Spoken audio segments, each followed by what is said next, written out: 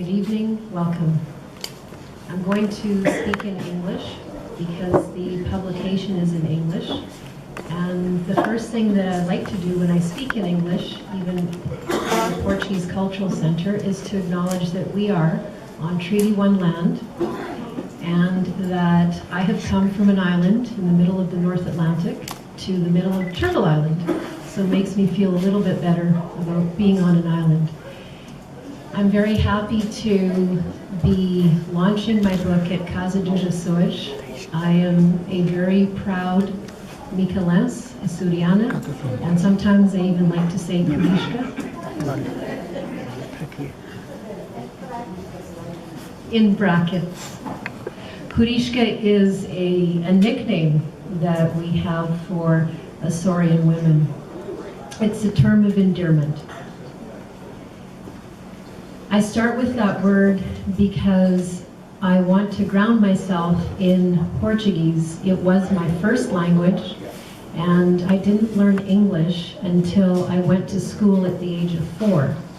And I think because of that, I have an interesting way of speaking English, and although I've learned it fairly well. My syntax, I think, is always slightly Latin, slightly Portuguese. That may or may not come out in the book if you are kind enough to buy it and indulge me in reading it. When I was 6 or 7, I had a cousin say to me, "Sally, you're so inquisitive. Why do you ask so many questions?" And I didn't know what inquisitive meant, and I was too scared to ask, and I thought if I ask what is inquisitive, then he's just going to say I'm even more inquisitive. It's a lifelong curiosity of people, places, and things that have driven me over the years, not just to pursue training as a social scientist in cultural anthropology to study cultures so I could understand and make sense of where I came from and how I was a little bit different from my what we called English, o inglês, in school, and to then put myself in a position where I could survive and adapt and even succeed in the English or Canadian world. So what I'm about to do here is a little bit scary for me. Normally when I speak to people, I'm speaking at work, and I'm either training people how to do what I do, or I'm helping people to solve problems. This is the very first time that I've ever stood in front of people to share my particular story. And the reason that I say it's my story is, even though it's a fictional account, it is based upon me, and it is based upon people I know, some of whom are sitting in this room. But I'm a little bit sneaky, so what I do is I combine different people into one character, so you will never be able to know exactly who you are in my book. For example, my mother obviously did not abandon me to pursue a PhD at Brown University. She's sitting right here. And my father is not a PhD in hard sciences. Clearly I've got some Freudian fantasies I'm living out.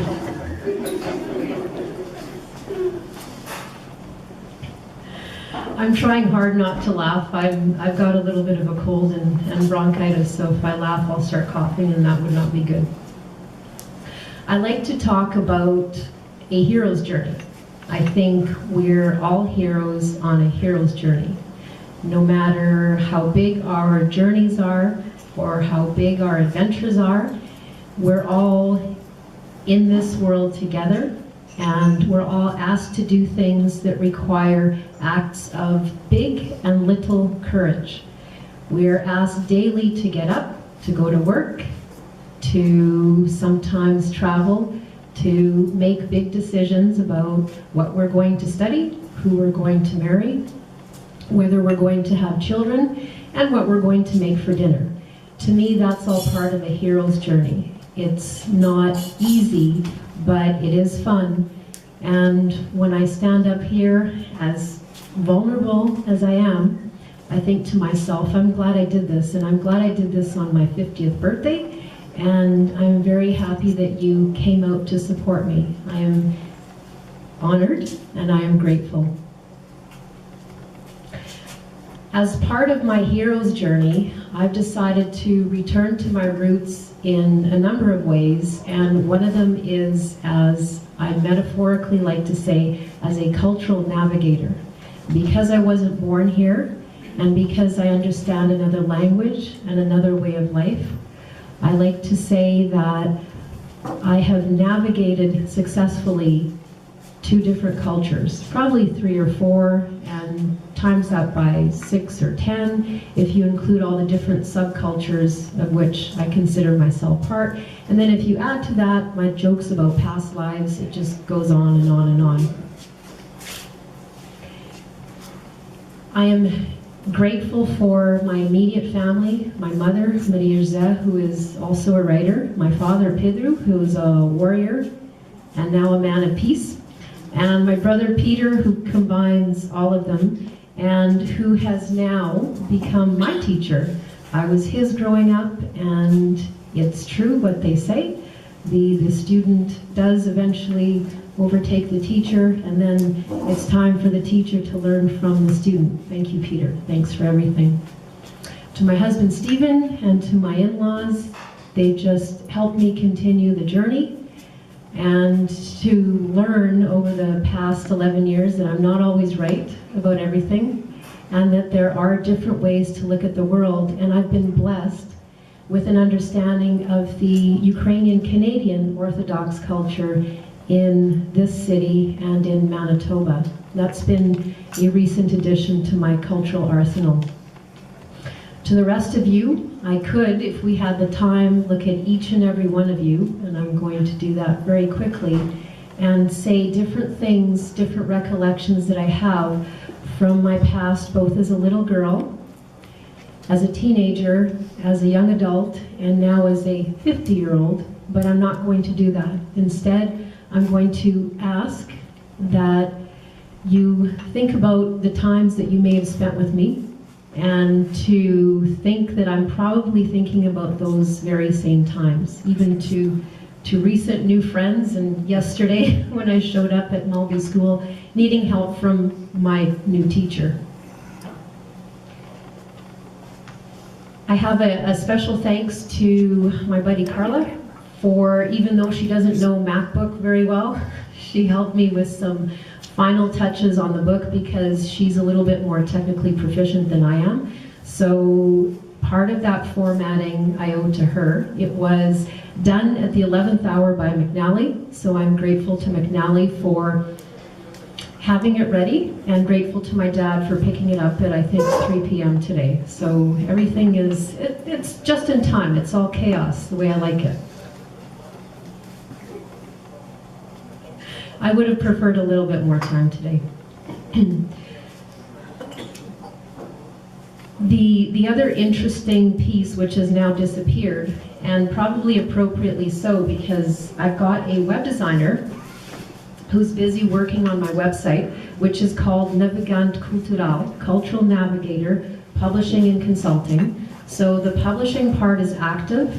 The consulting part will wait until I retire from government, because I don't want to be in conflict, and I've got government colleagues here who need to know that. So Eric is working on Navigante Cultural. This is the front page, and it's got a consulting and a publishing page, and then about us and a contact. And one of the goals that I have is to publish other writers. So if you're at all interested in doing that, we can talk a little bit later. And I'm thinking to start electronically and then hard copy books later on. But what I'm very interested in is collaborating with other people like me who have stories to share about their own cultural experiences and navigating cultures. And now, this is my master. I'm going to read from chapter 3 because it's one of the shortest chapters, There may or may not be swear words in chapter 3. My mom informed me earlier this afternoon that it's got salty language, and that's true, and it's got a little bit of sex, but that's part of the human condition. I think chapter 3 is pretty clean. Okay, are we ready? We finished stacking Benny's belongings in the elevator just as his neighbor came out and locked her door to leave for work. I pushed the hold button and looked at the painting as we waited for her to enter. The woman on the canvas did in fact look like me, but better. Delicate and otherworldly. It does look like me, I whispered. Yes, it does, he said. It's called Beautiful Psyche. Benny's neighbors got into the elevator with a nod of thanks. She was impeccably dressed in a dark gray suit. She pulled her BlackBerry out of her purse and looked at the stack of belongings with a closed-lipped smile. There were 3 small Rubbermaid containers, a vinyl bag full of martial arts gloves and equipment, and a couple of black suitcases decked out with zippered pockets and small silver padlocks. Benny carried a legal briefcase in both hands, while I held on to his workstation with one hand, a 2-tiered cart with a slim notebook on top and a slim printer on the shelf underneath, and the top of the painting with the other hand. We got off the elevator at my floor, unstacking and moving Benny's belongings quickly into the hall as she held the door open. Well, that was gracious of Aphrodite, I said, holding the painting at arm's length to get a better look while fishing my keys out of my pocket. Where did that come from? He asked with a laugh. Aphrodite? She looks Greek or something, your neighbor. She's a very unique-looking woman, I said. Gracious, yeah, Aphrodite. He chuckled and shook his head. Yeah, Aphrodite, a gracious goddess, I said. She does have a classical, immortal look, like a Maria Callas maybe, or a marble statue, he said. I think she's quite beautiful, I said. Do you know her? No, he said, I don't. I'm putting the painting in my bedroom, I said. It will be good there, just over my bed. I have no headboard and I was looking for a large piece. Our bedroom now, he said. I didn't answer. Our bedroom now, he said again. I suppose, I said, you will be sleeping in it, therefore yes, our bedroom. We went into the bedroom to hang the canvas. It would become the source of inspiration when our attraction began to wane under the weight of alcohol consumption. After all, we were no more strangers who found each other attractive. Sex was the cornerstone of our relationship. Otherwise we laughed, or rather he made me laugh, and we found each other quite interesting. But we never fell in love during our time together. That came after he left. We never allowed ourselves that emotional indulgence and vulnerability. And if we did feel anything besides physical attraction, we never openly talked about it. I received 2 personal email messages the day after moving in with the dead kid's brother. One was a short note from Blue Eyes, congratulating me on my new roommate. The other I counted as the 3rd email in the series, which came with an attachment of Jean-Claude Van Damme and a poster from the movie Bloodsport. Blue Eyes also sent me a work-related email outlining a proposal for a joint research project with www.johngotti.com66. I was a little curious about the choice of partner, but after watching a kid fall past my window, apathetic about most unexpected things. Needed a podium.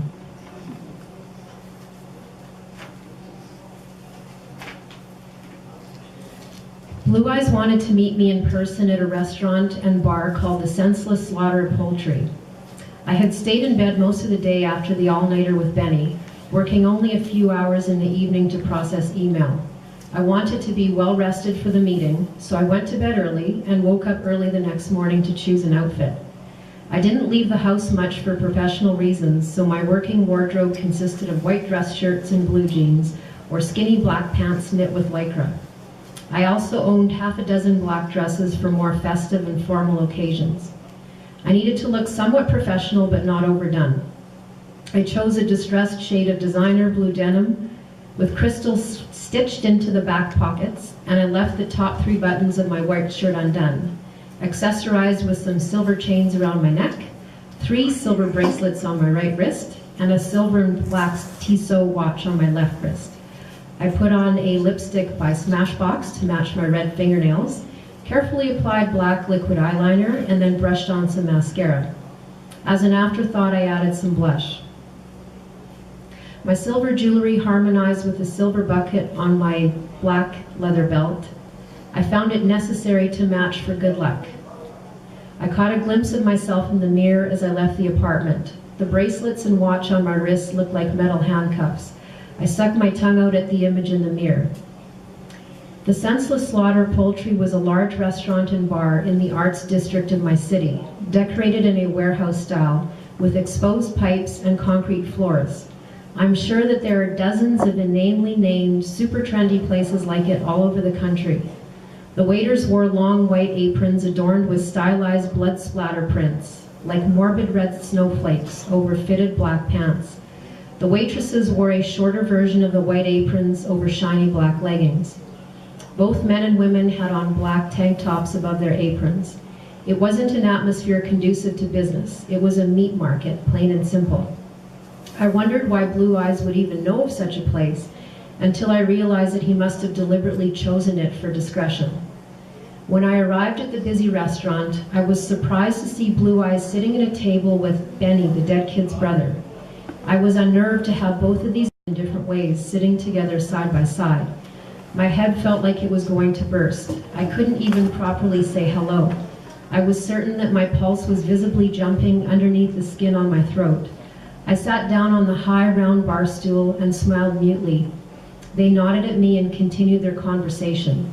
I spoke only when the waiter came to take our orders. I chose a spinach salad and tried to slow my heartbeat with measured breaths, sipping a glass of ice water that made my hands even more wet and cold. My right hand shook each time I brought the glass up to my mouth, so I steadied it with my left hand.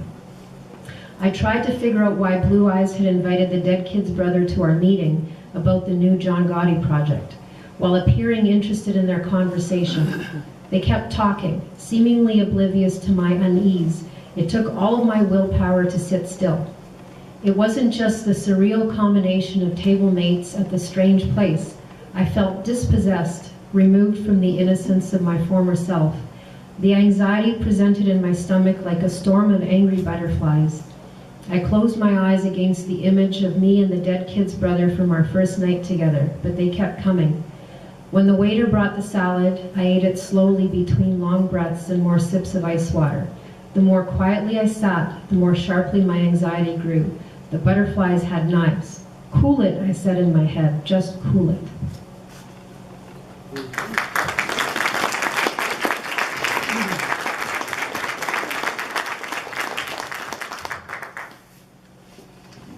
That's chapter 3. So I think it's only fair to give you a summary of the plot. It's called The Dead Kid's Butterfly and Hurricane Anais, and it's called that for a specific reason. I use chaos theory, which states that for every action there's a reaction, and that when a butterfly flaps its wings on one coast, it can create a hurricane on the other coast, meaning that you never quite know what little action you're going to take is going to, what kind of effect it's going to have in the big picture. So Anais is a social scientist, surprise, surprise, who works for an internet research company called Fieldwork.com 13. Fieldwork.com 13 is owned by a very shady fellow called Blue Eyes, whose real name is Jacob with a K. Anais starts hacking for Blue Eyes and starts meeting other hackers, including Benny, the dead kid's brother, and Darcy, the dead kid. She sees Darcy fall from her building at 3 in the morning. Benny eventually moves in with Anais, but she marries somebody else. Anais solves the mystery of Darcy's death, and she learns the truth about the man she marries, as well as the truth about her parents.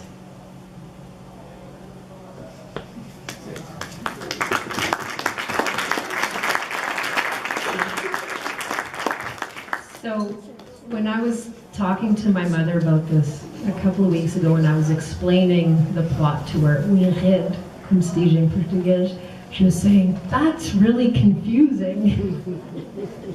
And I said, "It's supposed to be confusing. I'm complicated." That's what people say about me. "Oh, Sally, you're so complicated. Why are you so complicated?" But I think that we're all complicated, and that our own lives have those kinds of strange little plot twists. And that if we were to write them out in fiction, that we might end up with a book like The Dead Kid's Butterfly and Hurricane Anais. So thank you all very much for coming. It means a great deal to me.